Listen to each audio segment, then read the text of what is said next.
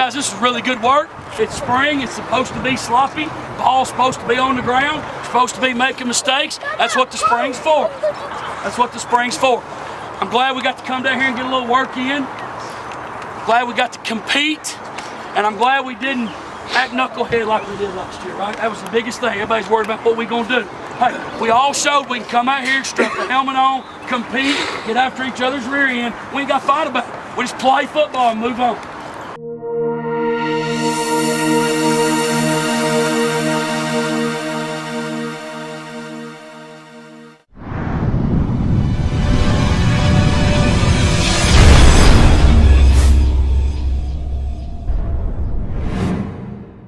And we'll welcome you back to our spring practice tour here from Scrappy Moore Field, the UTC Mocs practice facility, as East Ridge is taking on Howard here behind us, concluding both of the teams' spring practice, or 2015 spring practice.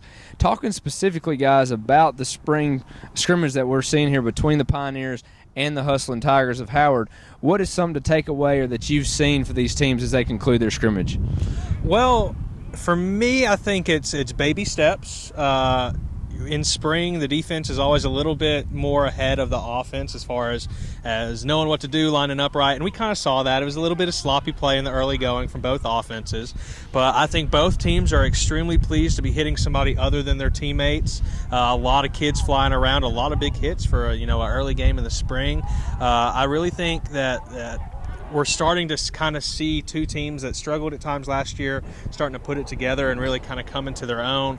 A lot of kind of maybe some tweaks from last season, some new kind of flashes from both teams here. But I think that all in all, both teams are looking pretty crisp for spring. You still got the summer ahead of them, still got some practice before season kicks off. But I liked what I saw so far. They still got a long way to go, but so far so good.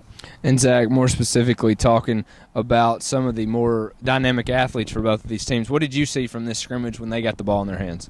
Well, I think the biggest thing is, especially from Howard, that they were able to strike early and often on defense. They had a big hit in the backfield that caused a fumble, but like Taylor said, usually in these spring practices, it's easier to get the defense going than the offense. So both teams look a little rough around the edges on offense, but like you all said, there is plenty of time to improve.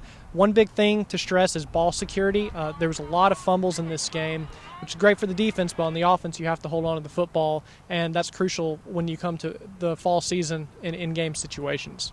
And talking about big hits, a primary area of your expertise, Ryan, is the defensive lineman, someone that we've kind of already dictated as an alpha male for Howard, and now an alpha male in that district will be Tadarius Covington.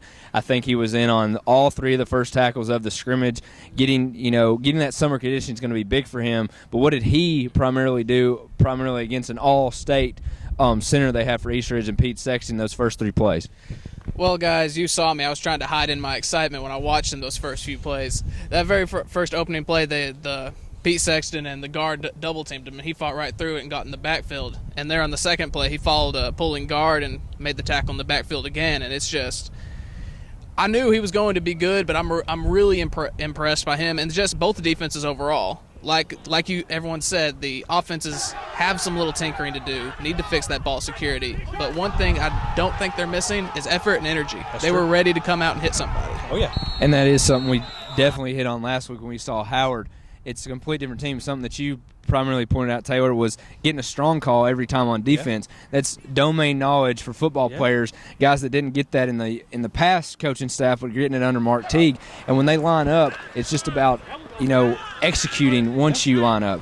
But more specifically, this was our day to see East Ridge in our spring tour. We weren't able to get out to just a primary practice for them because of the rain that's kept us, but beautiful day today.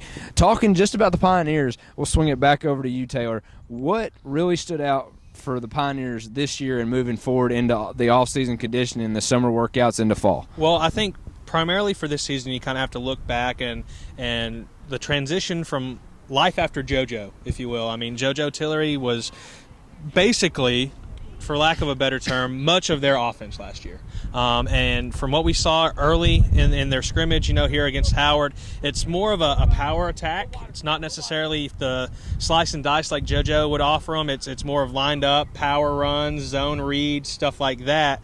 And it's not just one guy doing it. It's running back by committee. I think Coach Malone said that. So it's for me, it's going to be the guys, if they can continue to have the same effort, like Ryan said here today, come out and have strong practices, strong performances, and East Ridge is going to play a different brand of football next year, and I think it's going to be exciting to watch.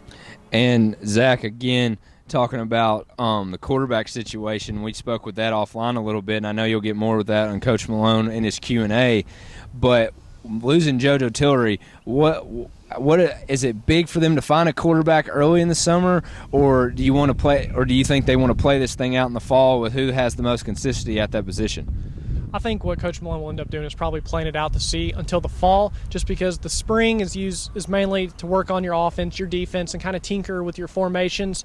JoJo Tillery, not many athletes like him come around in this area. And I know he'll do great things at Wofford, but he was able to spread the field for them and really just open up a different arsenal of attack for that offense. So the biggest question that Taylor alluded to earlier was, going to formations and having the process of running back by committee. And I think that's a big thing and a big key for them going forward, is to find that consistent play, maybe not from one guy, but from a lot of guys on the field, and make it work. They definitely have the emotion. As we can see, they've definitely bought into Coach Malone's system as well. So it will be very interesting to see what they have for the fall 2015 season.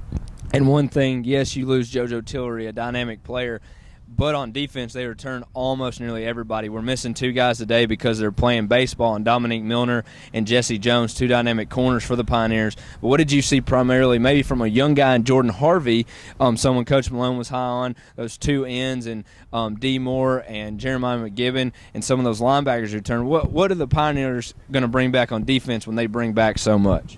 Well, John, you already said it. They basically bring back everyone. They lose JoJo, but really past that, most of the defensive core is back. They've got a couple guys out in spring sports, but they've got a very deep defensive line. They've got very good defensive ends in Jeremiah McGibbon, D. Moore, and in a new guy in Jordan Harvey that, again, Coach Malone is very high on in this spring. And they've got a very deep linebacking core that's made a whole lot of plays tonight.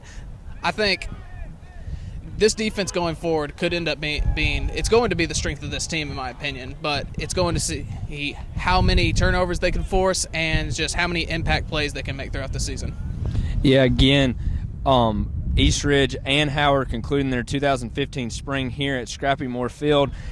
Inexperience for the Howard Tigers, how do they advance from here, now getting the domain knowledge that they've received over the last course of the year? And then for the Pioneers, what's life after JoJo Tillery as he is moving on to Wofford? We'll know this fall when it comes, that first game of the week in August 21st. But from here, catch all the live coverage on our site at rivercsports.com. Look for the new website launching May 4th, as we'll be all around the Valley covering all spring football for all 35 schools.